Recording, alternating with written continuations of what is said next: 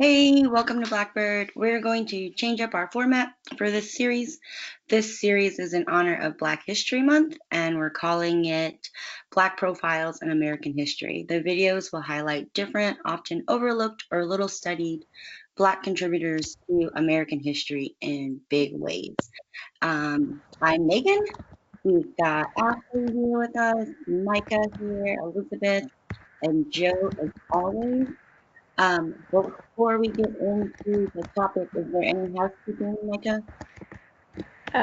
You should check out our Facebook. There's a link to the group below, and Megan moderates it. And you have any comments or questions, she's there for you.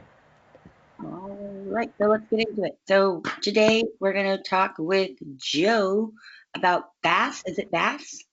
I do believe so. Bass Reeves. So hit us with some information about Mr. Bass. No problem.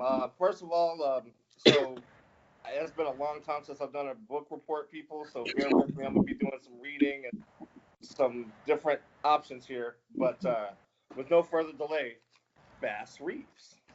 All right. So Bass was born in 1838, Crawford County, Arkansas.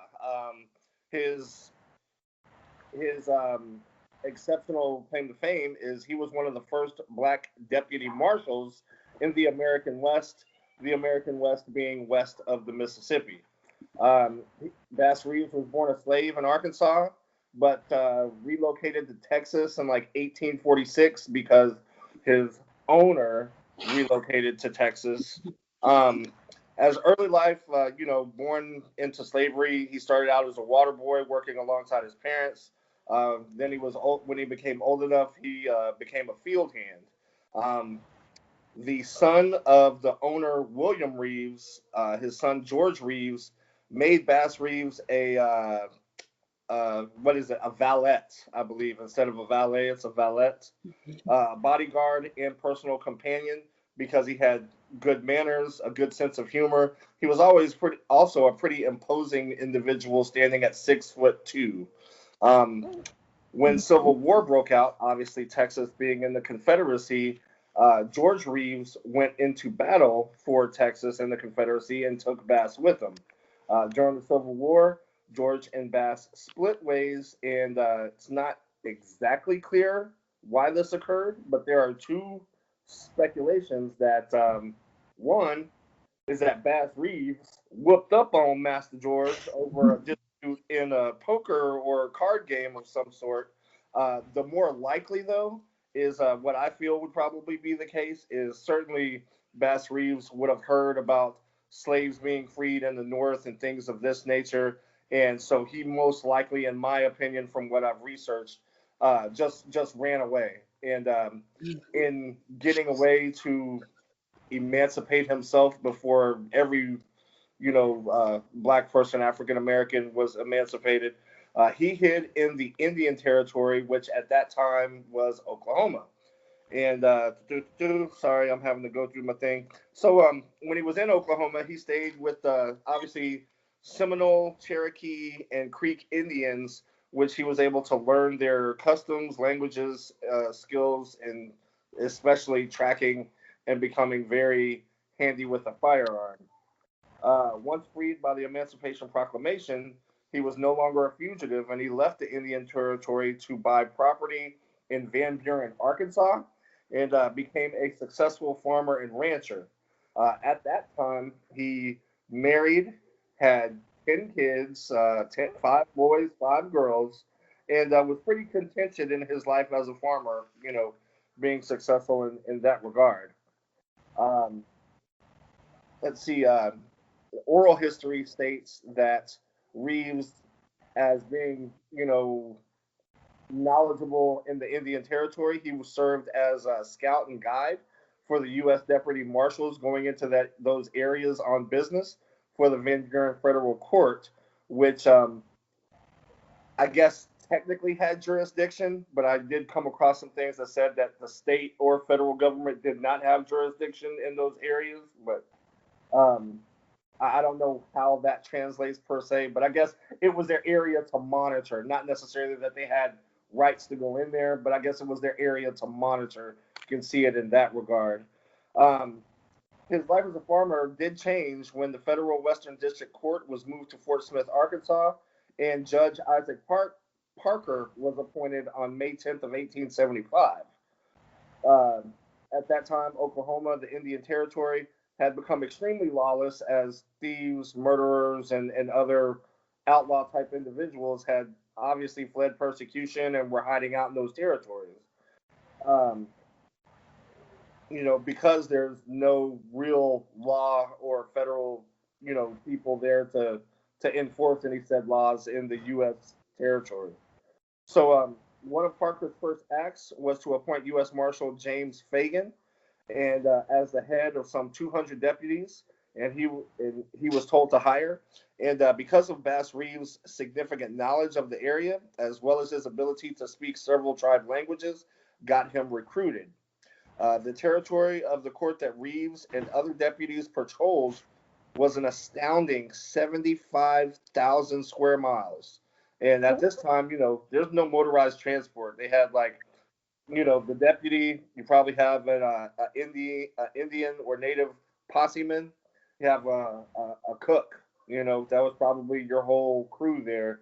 And yeah, to travel through that area. Sometimes his trips would be 800 miles round trip, and it take sometimes 2 to 3 months to make that trip while apprehending outlaws as well. So just imagine, you know, so the trials of just making that trip, much less trying to round up criminals. Um, Although Reeves, being a slave, obviously he was not educated to read or write. It did not impede his ability to be effective at his job. He would have somebody read the warrants to him, and he would memorize all the warrants. And there was not one time that was ever noted that he handed somebody the incorrect warrants or anything of that nature. He was always, on top of that. And I think it's amazing to memorize, the contents of those warrants. Bass Reeves began making a name for himself by bringing in outlaws dead or alive. He did use a variety of methods, which included disguises and aliases. He would leave Fort Smith with a pocket full of warrants and return months later with a number of outlaws charged with crimes ranging from bootlegging to murder. He would collect his fees and rewards, probably stay home a couple of days, then go back and get more warrants and head back out on the trail. So he was very dedicated to the law. And if you don't mind, I'm going to read just a couple examples of some of the tactics and encounters that he had bringing in some of these outlaws. So I'm reading this verbatim, so I'm not trying to plagiarize anybody. I will give you notation at the end of my presentation. Um, the tales of his captures are legendary, filled with intrigue, imagination, and courage. Excuse me. On one such occasion, Reeves was pursuing two outlaws in the Red River Valley near the Texas border. Gathering a posse, Reeves and the other men set up camp some 28 miles from where the two men were thought to be hiding at their mother's home. After studying the terrain and making a plan, he soon disguised himself as a tramp, hiding the tools of his trade, handcuffs, pistols, and badge, under his clothes. Setting out on foot, he arrived at the house wearing an old pair of shoes, dirty clothes, carrying a cane, and wearing a floppy hat complete with 3 bullet holes. Upon arriving at the home, he told a tale to the woman who answered the door that his feet were aching after having been pursued by a posse who put the 3 bullet holes in his hat. After asking for a bite to eat, she invited him in, and while he was eating, she began to tell him of her 2 young outlaw sons, suggesting that the 3 of them should join forces. Uh, Feigning weariness, she consented to let him stay a while longer. As the sun was setting, Reeves heard a sharp whistle come from beyond the house. Shortly afterward, the woman went outside and responded with an answering whistle. Before long, 2 riders rode up to the house, talking at length with her outside. Then the 3 of them came inside, and she introduced her sons to Reeves. After discussing their various crimes, the trio agreed that it would be a good idea to join up. Lord have mercy. Bunking down in the same room, Reeves watched the pair carefully as they drifted off to sleep, and when they were snoring deeply, handcuffed the pair without waking them. When early morning approached, he kicked the boys awake and marched them out the door, followed for the first 3 miles by their mother, who cursed Reeves the entire time he marched there the full 28 miles to the camp where the posse men waited. Within days, the outlaws were delivered to the authorities, and Bass collected a $5,000 reward. Um, Another one of his high points in his career was apprehending a notorious outlaw named Bob Dozier, or maybe Dozier. And he was known as a jack of all trades when it came to committing crimes, as they covered a wide range from cattle and horse rustling to holding up banks, stores, and stagecoaches to murder and land swindles. Because Dozier was unpredictable, he was also hard to catch, and though many lawmen had tried to apprehend him, none were successful until it came to Reeves. Dozier eluded Reeves for several months until the lawmen tracked him down in the Cherokee Nation. After refusing to surrender, Reeves killed Dozier in an accompanying gunfight on December 20th, 1878. So that's just two examples of what has to be a tremendous amount, because I will tell you about his effectiveness as a lawman in just a moment. But I heard y'all laughing because it's pretty good that he swindled the mom. He's like, hey, y'all should join forces. And then they basically confessed all their crimes. Right. That's good. In 1887, Reeves was acquitted of murdering a posse cook. So apparently, it didn't go into great detail there, but apparently he had an issue with a cook on his posse and was accused of murdering him. But he was acquitted, obviously probably being a great lawman. And it's like, hey, we're going to let this one slide. Just don't let it happen again. That's how I imagine it anyway. In 1902, after turning in 2 prisoners to the U.S. Marshal Leo Bennett in Muskogee, Oklahoma, he had got the news that his own son, Benny Reeves, had been charged with murdering his wife in a fit of jealousy. The warrant had been available to the other marshals for 2 days, but obviously they were reluctant as it was Reeves' son. And although Bass Reeves was shaken about the situation, he demanded the warrant, and 2 weeks later brought his own son into justice, just to show you how committed he was to right and the enforcement of law. In 1907, his career as a U.S. Marshal came to an end as state agencies took over. He served as a patrolman in Muskogee, Oklahoma for 2 years before being diagnosed with Bright's disease. I apologize. I did not research Bright's disease. I kind of want to know what that is. I didn't have time. I apologize for that. And that obviously ended his career. He passed away on January 12th of 1910. And during his 35-year career, Bass Reeves earned his place in history by being one of the most effective lawmen in Indian Territory, bringing more than 3,000 outlaws and helped tame the lawless territory. Wow. Side note, it is also rumored, and I think highly likely, that he was the inspiration for the Lone Ranger. Yeah, so pretty cool. And I think one of my greatest takeaways from that is just, having only been 12 years emancipated and the South being the South, still, begrudgingly trying to figure out ways to continue the oppression and slavery and in different kind of backhanded ways. For him to have the ability to work Oklahoma, Texas, Arkansas, and that whole area, bringing in what I would imagine are mostly Indian, white. I mean, you're going to bring all kinds of outlaws and criminals, but the majority are probably going to be white of some variety, Irish, German, what have you. And for him to do that at that time and be respected the way he was, and, I just find it amazing. A real pioneer and trailblazer at that time, being one of the first black U.S. Marshals in Western United States. Just I really thought, just a badass. I mean, took no crap. I think that's why I chose him. That's awesome, boss.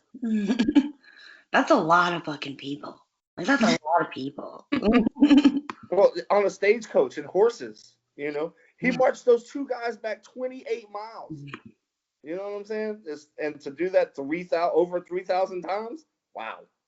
Yeah, that's impressive. Sorry, Mike, I muted you because I could hear your capping. um, so that's super impressive. That's like I don't know. I don't know if you looked into, or it would be interesting to know like who else has brought in that many people, right? Like what police officer or, anybody has brought in that many people who've broken the law, right? In their career. Yeah. Um, that's a really impressive number. um, I was gonna say because some of no, your other people of note in that era, Wyatt Earp. Uh, what was the other law?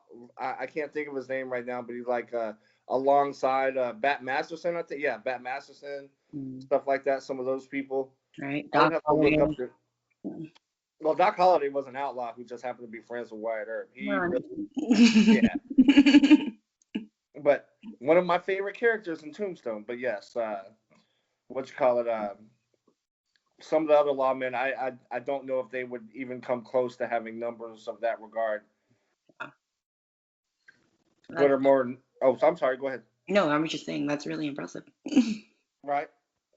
So, any comments on what I presented to y'all? What's your take on the situation, or any questions? Not that. So like, are there any memorials anywhere, like in Texas or in Oklahoma or? I believe he does have a statue in Fort Smith, Arkansas, and so it's a pretty cool. Actually, Micah, I sent you some images, and so I think one of those was the statue. He's riding a horse with his signature wide hat with a rifle or what have you. And so, but they do not know where his gravesite is in Muskogee. It's unknown, probably unmarked, unless they put a HUD stone to signify his impact on law enforcement in the territory there, but didn't say that he had a marked grave. So I think that's really interesting, especially like that he's like that's probably the basis for the Lone Ranger, who is obviously played by a white man. yeah. But I think that's really interesting, especially when like we're talking about Black history and you're talking about history, like, you're telling us about like, other famous marshal and lawmen that we learn about in school. And like in our last episode, we're talking about you just add those people in, right? You just add Bass Reeves into that discussion, Right. Wyatt Earp and those other people. So why don't we just do that? It seems like it would be quite easy. Wyatt Earp, Bat Masterson. There you go. There you go. Just put them right in there. So that's all I had. Micah, Ashley, Elizabeth, you guys have questions, comments for Joe? All right. Well, thank y'all for giving me your time and listening. I hope you enjoyed my little presentation there. I really did enjoy it. So thank you guys for watching.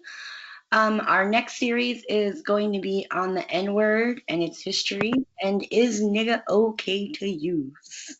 Thanks for watching, and as always, don't be a racist and wash your hands.